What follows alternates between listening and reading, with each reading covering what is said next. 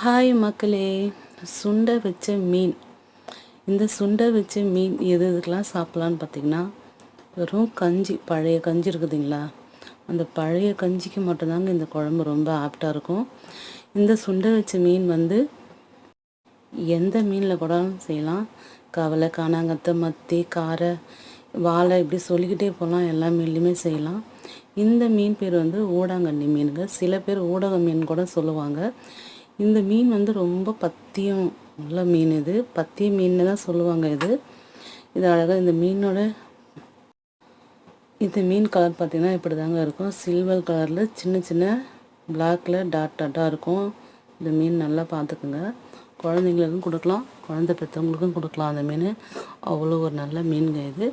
இந்த மீனை எப்படி சுண்டை வைக்கலாம், அதுக்கு தேவையான பொருள் பார்த்திங்கன்னா, காரத்துக்கு காஞ்ச மிளகாத்தூள், கொஞ்சம் மஞ்சத்தூள், கொஞ்சமாக ஒரு லெமன் சைஸில் புளி, அதுலேயே உப்பு போட்டு ஊற வச்சு நம்ம கரைச்சி இதோட சேர்த்துக்கலாம். இது நல்லா சேர்த்துக்கிட்டு கொஞ்சமாக பூண்டு தட்டி போட்டுக்கோங்க. பூண்டு தட்டி போட்டு அந்த மசாலா எல்லாத்தையும் புளி தண்ணியோட நல்லா மீனும் மசாலாவும் நல்லா அப்படியே கலக்கி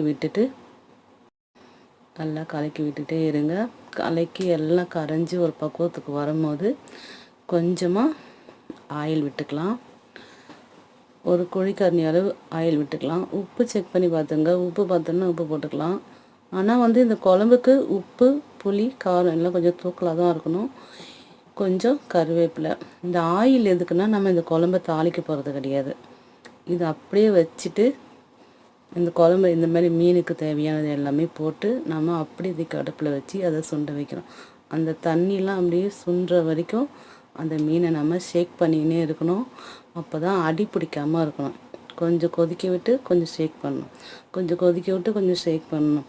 அதை மாதிரி நம்ம குழம்ப செலவி விட்டால் தான் அது அடி பிடிக்காமல் நல்லா சூப்பராக வெந்து வரும். செம்ம டேஸ்ட்டாக இருக்குங்க இந்த மீன். இதில் செய்கிறதுலலாம் சிம்பிளாக தான் இருக்கும். அதுக்கு தேவையான மசாலாவும் சிம்பிளாக தான் இருக்கும். ஆனால் குழம்புலாம் இந்த சுண்டை வச்ச மீன் வேறு லெவலாக இருக்குங்க. இது கஞ்சிக்கு ரொம்ப ஆப்டாக இருக்கும். சுடு கஞ்சியாக இருந்தாலும் சரி தான், பழைய கஞ்சியாக இருந்தாலும் சரி தான். சில பேர் வெங்காயம், பச்சை மிளகா அந்த மாதிரிலாம் சாப்பிடுவாங்க. நாங்கள் எப்போதுமே மீன் தாங்க. கஞ்சினாலே எங்களுக்கு மீன் தான். நாங்கள் மீன் தான் சாப்பிடுவோம். மீனவர்ன்றதுனால இந்த மாதிரி ஒரு பதத்துக்கு வந்தது. நம்ம ஒரு கஞ்சிக்கெலாம் அப்படியே செம்ம ஆப்டாக இருக்குங்க. இந்த சுண்டை வச்ச மீன் சூப்பராக இருக்கும். முடிஞ்சால் நீங்கள் நாளைக்கே மீன் வாங்கி செஞ்சு பாருங்கள். சூப்பராக இருக்குங்க இந்த மீன், இந்த சுண்டை வச்ச மீன்.